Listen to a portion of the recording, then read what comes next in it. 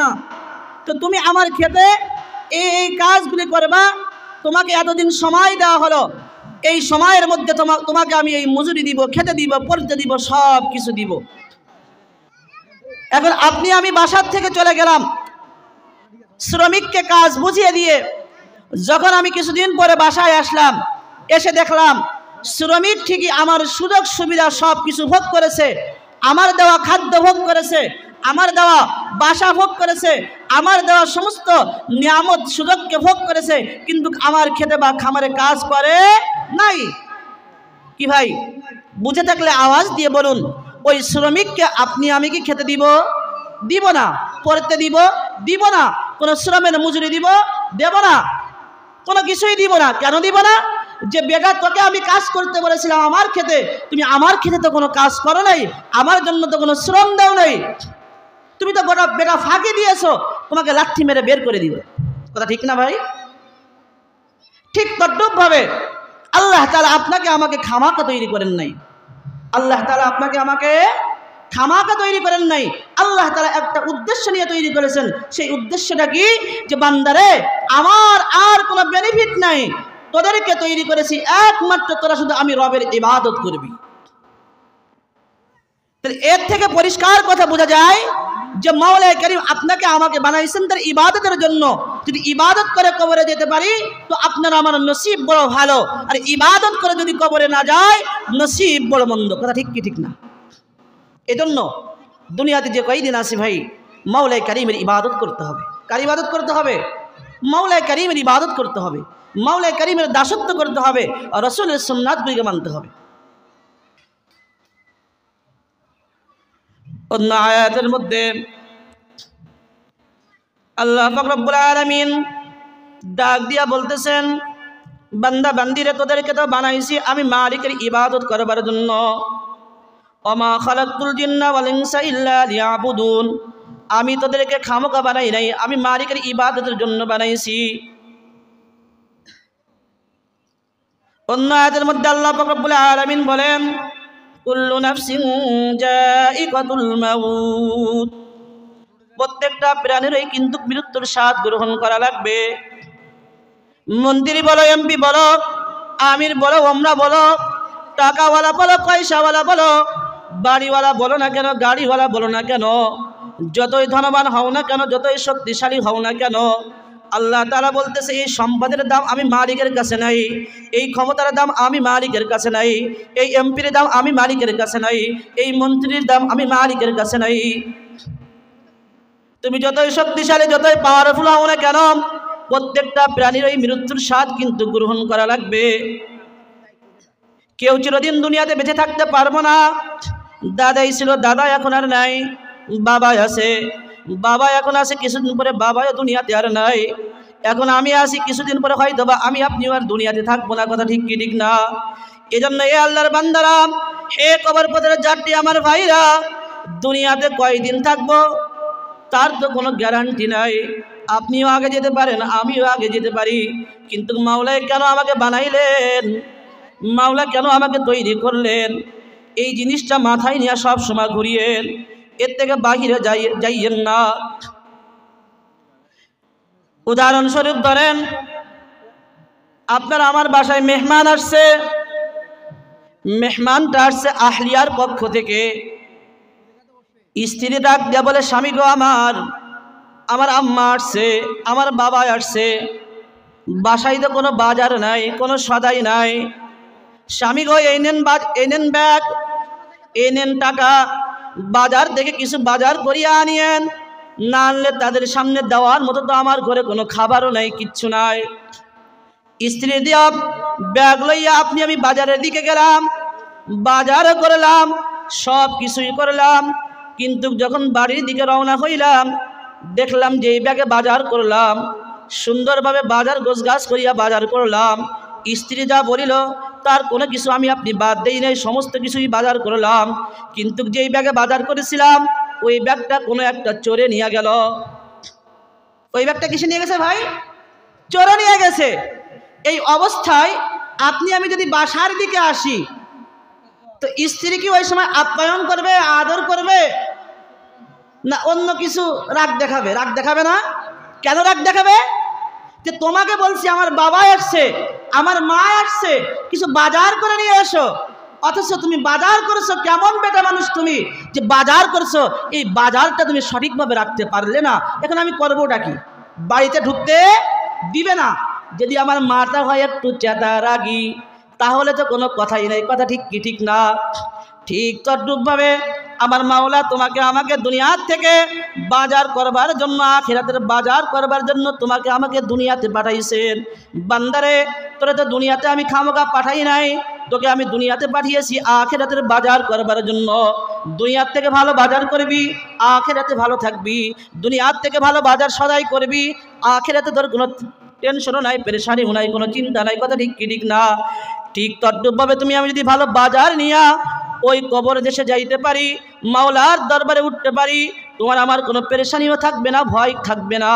কিন্তু ভালো বাজার না লইয়া ওই বাজার হারায়া যদি মাওলায়ে কারিমের দরবারে হাজির হয়ে যায়, যদি কবর দেশে চলিয়া যায়, যদি আজরাইল আলাইহিস সালাতু ওয়াস সালামের হাতে ধরা খেয়ে যায়, তো তোমার আমার জাহান্নাম ছাড়া কিন্তু কোনো উপায় থাকবে না।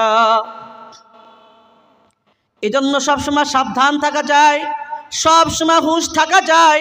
আমার মাওলা কেন পাঠাইলো, কেন দুনিয়াতে আসলাম, আবার কি নিয়ে মাওলার দিকে রওনা হইতেছি। অন্যদিকে রাসূল তার হাদিসের মধ্যে সতর্কবাণী দিয়া বলতেছেন, আদ-দুনিয়া সিজনুল মুমিন ওয়া জান্নাতুল কাফির। দুনিয়াটা হলো যারা মুমিন, ঈমানদার, আল্লাহওয়ালা, তাকওয়াওয়ালা, দুনিয়াটা হলো তাদের জন্য একটা জেলখানা। যারা ঈমানদার, আল্লাহওয়ালা, এই দুনিয়াটা তাদের জন্য কি ভাই? একটা জেলখানা। ভালোভাবে বুঝতে হবে, ব্যাখ্যা দেওয়ার কোনো সময় নাই, সুযোগ নাই। এক নম্বরে যে কথা বললাম যে আল্লাহ তাআলা আপনাকে আমাকে বানাইছেন কেন ভাই? কথা বলেন। তার ইবাদতের জন্য। কি ক্লিয়ার তো ভাই? আল্লাহ তাআলা আপনাকে আমাকে তৈরি করেছেন কিসের জন্য? তার ইবাদতের জন্য। যদি ইবাদত করে যেতে পারি, নাজাত পেয়ে জান্নাতে যাব। আর ইবাদত না করে যদি যাই, তাহলে জাহান্নামে যেতে হবে। তাহলে ইবাদত করা লাগবে কি লাগবে না? লাগবে কি লাগবে না? সকলের ইবাদত করা লাগবে। এবার আসেন 2 নম্বর কথা, আদ-দুনিয়া সিজনুল মুমিন ওয়া জান্নাতুল কাফির। দুনিয়াটা হলো মুমিনের জন্য জেলখানা। জেলখানা 3 জিনিসের নাম। কয় জিনিসের নাম? মুখস্থ করেন। জেলখানা হলো 3 জিনিসের নাম। জেলখানা কয় জিনিসের নাম? 3 জিনিসের নাম। যেখানে স্বাধীনভাবে চলাফেরা যায় না, স্বাধীনভাবে কথা বলা যায় না, স্বাধীনভাবে থাকা যায় না। কি জেলখানায় কি স্বাধীনভাবে কোনো কিছু বলা যায়? বলা যায়? স্বাধীনভাবে কোনো কিছু বলা যায় না। যেখানে কেউ যেতে চায় না। কি জেলখানায় কি কেউ যেতে চায় ভাই? কথা বলেন। তাহলে জেলখানার 3টা বৈশিষ্ট্য, যেখানে কেউ যেতে চায় না, গেলেও থাকতে চায় না, স্বাধীনভাবে কোনো কিছু করা যায় না। ঠিক তদ্রূপভাবে রাসূলের হাদিস মোতাবেক দুনিয়ার জমিনে যারা মুমিন, ঈমানদার, আমল আল্লাহওয়ালা, তাকওয়াওয়ালা, পরহেজগার, মুত্তাকি, দুনিয়ার জমিনে তারা স্বাধীনভাবে চলতে পারে না। তাকাবা না, না না, স্বাধীনভাবে তাকানোর কোনো সুযোগ নাই। জবান দ্বারা কথা বলবা না, আমার ইসলাম নিষেধ করেছে, ইসলামের বাহিরে যাওয়ার কোনো সুযোগ নাই। কোনো কাজ করব না, আমার ইসলাম নিষেধ করেছে, আমার এই ইসলামের বাহিরে যাওয়ার কোনো সুযোগ নাই। কোনো কিছু ভোগ করব না, চাইলেই সব কিছু ভোগ করা যায় না, চাইলেই সব কিছু বলা যায় না। ঠিক তদ্রূপভাবে একজন ঈমানদার, যার সম্পর্ক আমার মাওলার সাথে, যার দিলটা আমার মাওলার নূর দ্বারা নূরান্বিত হয়ে গেছে, যার দিলটা আমার মাওলার নূর দ্বারা আলোকিত হয়ে গেছে, ওই ব্যক্তি এই দুনিয়াটাকে জাহান্নাম বানাই লইছে। কেমন জাহান্নাম বানাইছে?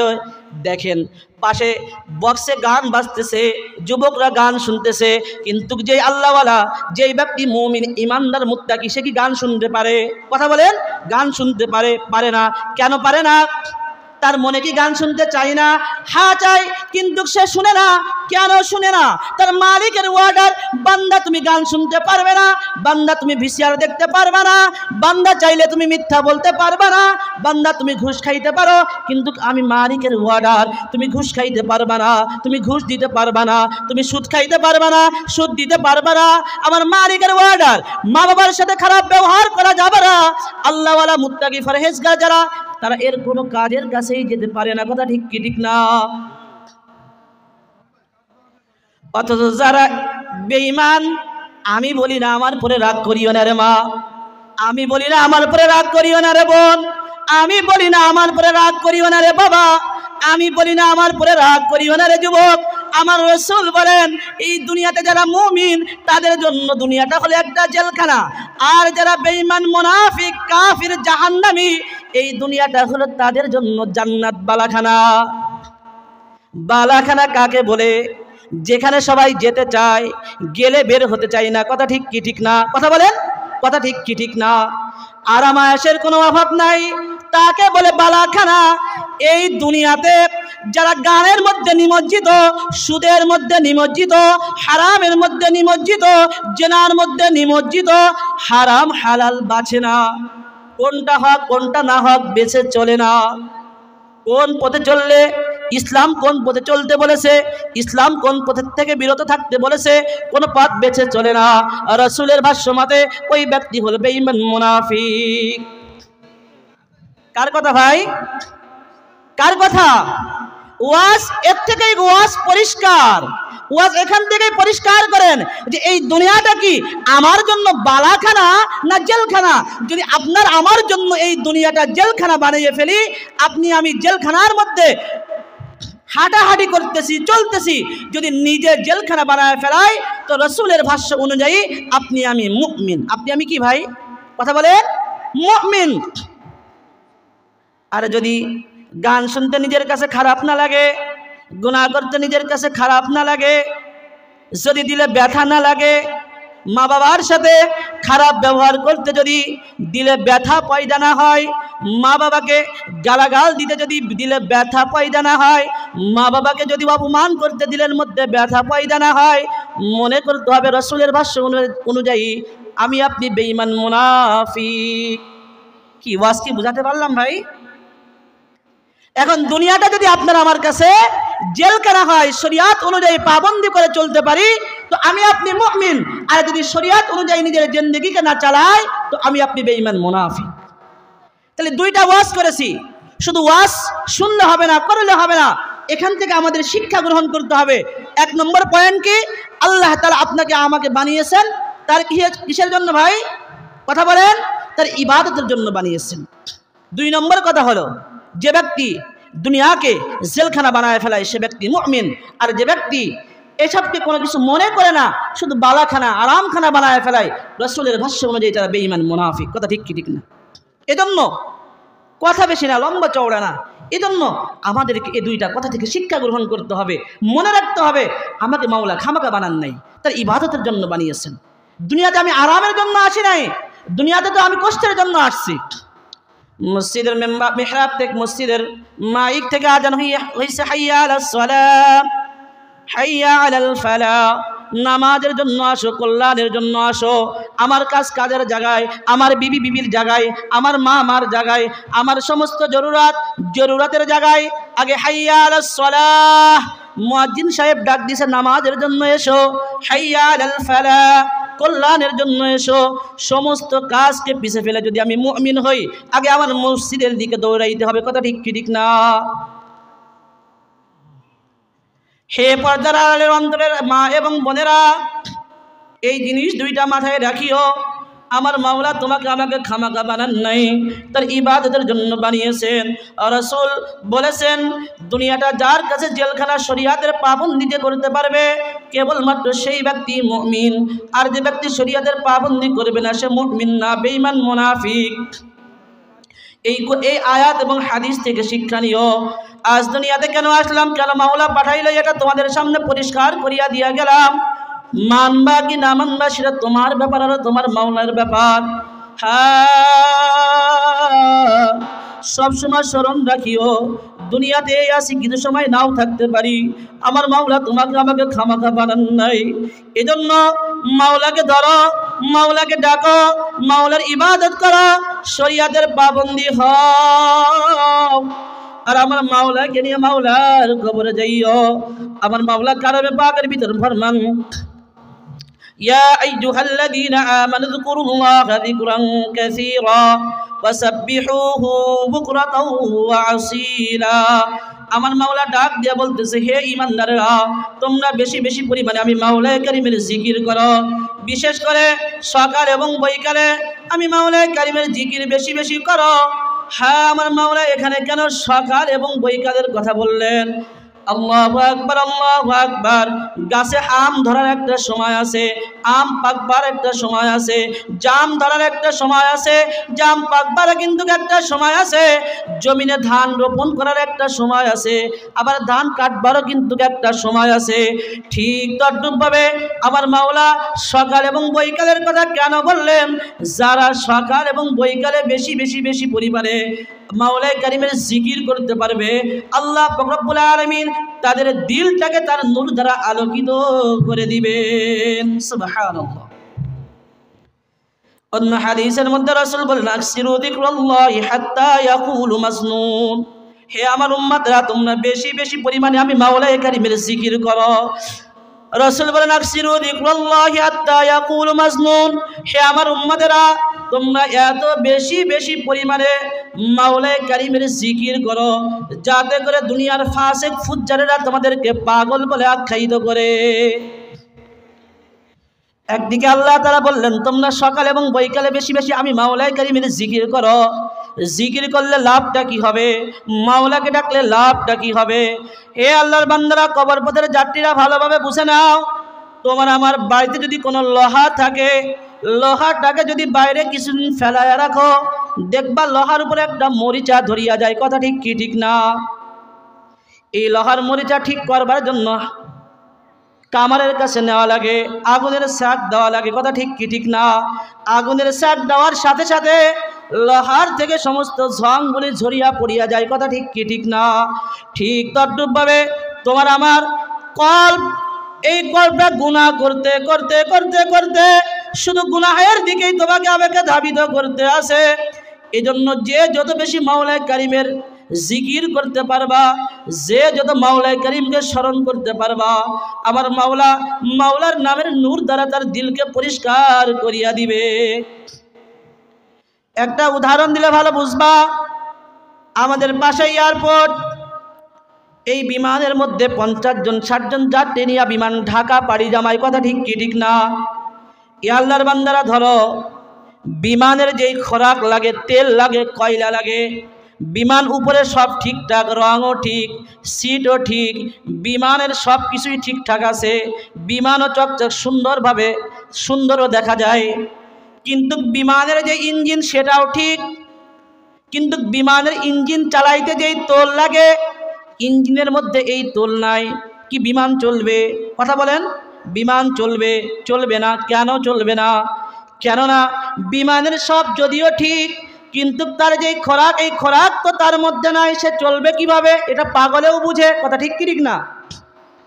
ঠিক তদ্রূপভাবে বাজানরে বিমানের সব ঠিক থাকার পরেও যদি বিমানের ইঞ্জিনের মধ্যে তোল না দেওয়া হয়, তার খোরাক কয়লা দেওয়া না হয়, বিমান তোমাকে আমাকে নিয়ে উড়াল দেওয়ার ক্ষমতা রাখে না।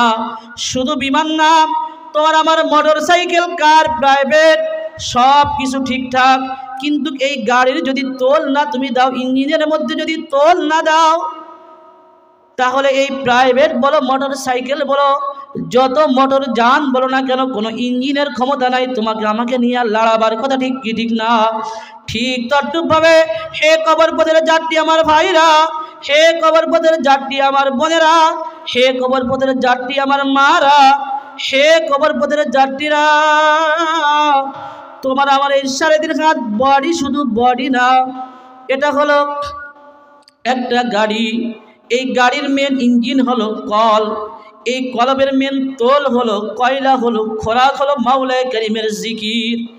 যদি এই গাড়ির মধ্যে, এই ইঞ্জিনের মধ্যে মাওলা কারীমের জিকির না বসাইতে পারো, মাওলা কারীমের স্মরণ ভালোভাবে ঢুকাইতে না পারো, এই ইঞ্জিন তোমাকে আমাকে সঠিক গন্তব্যে পৌঁছে দিতে কখনোই সম্ভব হবে না। এই জন্য বাবা, গুনার কাম ছাড়ো, নেকের কাম ধরো, আমার মাওলাকে নিয়ে মাওলার কবরে যাইও। দুনিয়াতে আসলাম, এই সেদিন দুনিয়াতে আসলাম, কবে যুবক হইলাম, কবে গালে দাড়ি গজায়া গেল, আবার কবে দাড়ি পাকতে থাকলো, আল্লামা রুমি রহমাতুল্লাহ আলাইহি তার কিতাবের মধ্যে বয়ান করতেছেন, আল্লামা রুমি রহমাতুল্লাহ আলাইহি তার কিতাবের মধ্যে বয়ান করতেছেন, এক রাখাল পাহাড়ের পাদদেশে কিছু গরু পালতো। রাখালের অভ্যাস ছিল যখন সকাল হতো গরুগুলিকে ঘর থেকে বাহির করিয়া তাড়াইতে তাড়াইতে ওই পাহাড়ের পাদদেশে নিয়া গরুগুলিকে চড়াইতো। আবার যখন সন্ধ্যাখানায় আসতো তখন গরুগুলিকে তাড়াইতে তাড়াইতে বাড়ির দিকে নিয়ে আসতো। হ্যাঁ, পাহাড়ের যেই পাশে ভালো ঘাস ছিল, মজা ঘাস ছিল, সবুজ ঘাস ছিল, তাজা ঘাস ছিল, রাখাল গরুগুলিকে ওই পাশে চড়াইতে নিত না। না নেওয়ার একটা কারণ, রাখাল জানতো আমার গরুগুলিকে যদি আমি ওই তাজা ঘাস খাওয়াবার জন্য পাহাড়ের ওই পাশে চড়াইতে নিয়ে যায়, বাঘে আমার পালের উপর আক্রমণ করতে পারে। এজন্য রাখাল বুঝে তার গরুগুলিকে পাহাড়ের ওই পাদদেশে চড়াইতো না, যে পাশে মরা ঘাস সে পাশে চড়াইতো। একদিন ওই গরুগুলোর মধ্যে একটা চালাক গরু তার সাথীদেরকে বলতেছে, হে আমার সাথীরা, তোমরা কি একটা জিনিস খেয়াল করছো? আমাদের মালিক আমাদেরকে মরা ঘাস খাওয়াবার জন্য পাহাড়ের এই পাদদেশে নিয়ে আসছে, কিন্তু পাহাড়ের ওই পাশে যে তাজা ঘাস রয়েছে, জিন্দা ঘাস আছে, সবুজ ঘাস আছে, আমাদের মালিক তো আমাদের ওই পাশে চড়াই না। চলো আমরা একটা কাজ করি। কি কাজ? গরু বলে, আমাদের মালিক যখন পরের দিন সকালবেলা আমাদের গলায় রশি লাগাতে আসবে, আমরা কেউ মালিকের রশি আর গলায় লাগাবো না। যদি মালিকের রশি গলায় লাগাই, আমরা তাজা ঘাস আর কেউ খেতে পারবো না, আমাদের সারা জীবন মরা ঘাস খেতে হবে। গরুর যেই কথা সেই কাজ। পরের দিন যখন মালিক গরুর গোয়ালের দরজা খুলিয়া দিল, গরুর গলায় রশি লাগাবে, গরু দৌড় মারছে, মালিকের রশি আর গলায় লাগাই নাই। মালিক পিছন থেকে ডাকে, গরু ফের, গরু ফের, গরু ফের। গরুর বাসায় মালিককে ডাক দিয়ে বলতেছে, মালিক গো, তোমার কথা আর আমি শুনবো না, ওই মরা ঘাস আর আমি খাবো না। আমাদেরকে বোকা পাইয়া তুমি আমাদের প্রত্যেককে মরা ঘাস খাওয়া, আমরা আর খাবো না। আমি আজকে কাঁচা ঘাস খাওয়ার জন্য পাহাড়ের ওই পাশে গেলাম। আল্লাহু আকবার। পাহাড়ের ওই পাশে একটা বাঘ তার মালিককে ডাকে, মালিক গো, তুমি আমাকে কেন বানাইলা? যদি আমার রিজিক না দাও, আমি আজ 2 দিন যাবত কোনো খানা পাই না, কোনো রিজিক পাই না, তুমি আমাকে কেন বানাইছো? যদি আমাকে তুমি কোনো রিজিক না দাও, তুমি আমাকে কেন বানাইলা? এ কথা বলে হাঁটতে হাঁটতে বাঘ কিছুক্ষণ পরে দেখতে পায় একটা তাজা জিন্দা গরু তার সামনে। বাঘ তার মালিকের শুকরিয়া আদায় করা শুরু করেছে, আলহামদুলিল্লাহ মাওলা, তুমি আমার জন্য এত বড় একটা নিয়ামত রাখছো। হ্যাঁ, গরুকে দেখিয়া বাঘ খপ করিয়া গরুর ঘাট মটকা ফেলাইল। গরু তখন কান্দে আর বলে, মালিক আমি বুঝি নাই রে মালিক, যদি আমি বুঝিয়া তোমার রশি আমার গলার মধ্যে লাগাইতাম, তাহলে বাঘে আমার প্রাণটা নিতে পারতো না। হে আমার দুনিয়াদার ভাইরা, হে আমার দুনিয়াদার যুবকরা, এই ঘটনার থেকে শিক্ষা নাও। এই দুনিয়ায় গানের মধ্যে মজা পাইয়া, জেনার মধ্যে মজা পাইয়া, ব্যভিচারের মধ্যে মজা পাইয়া, ইসলাম নামক যে রশি তোমার আমার গলার মধ্যে লাগায়া ফেলাইছি, এই রশি না লাগাইয়া ওই গানের পিছনে ছুটিও না, ওই ঘুষের পিছনে ছুটিও না, ওই জেনার পিছনে ছুটিও না। আল্লাহ না করুক, খোদা না খাস্তা, ওই গুনাহের মধ্যে চলতে চলতে চলতে চলতে ওই বক্সের আওয়াজ শুনতে শুনতে যদি বাঘ নামক আজরাইল আলাইহিস সালাতু ওয়াস সালামকে মাওলাই করিম পাঠায়া ফেলায়, আর আজরাইল আলাইহিস সালাতু ওয়াস সালাম যদি ওই গানরত অবস্থায়, জেনারত অবস্থায়, ব্যভিচার অবস্থায়, সুদরত অবস্থায় যদি তোমার আমার রূহটাকে বাহির করিয়া ফেলায়, জাহান্নাম ছাড়া কিন্তু কার উপায় হবে না। এই জন্য হাতে ধরিয়া পায়ে ধরিয়া বলিয়া থিয়া গেলাম, রে বাজান, তুমি তোমার কবরে রওনা করছো, আমি আমার কবরে রওনা করছি, কিন্তু কি নিয়া মাওলার কবরে রওনা করলাম, একটু হিসাব না মিলায়া মাওলার কবরে কেউ যায় না। হ্যাঁ, মাথাটা নোয়া ফেলাও, নিচের দিকে ঝুঁকায়া ফেলাও, চক্ষু 2 খানা বন্ধ করিয়া ফেলাও।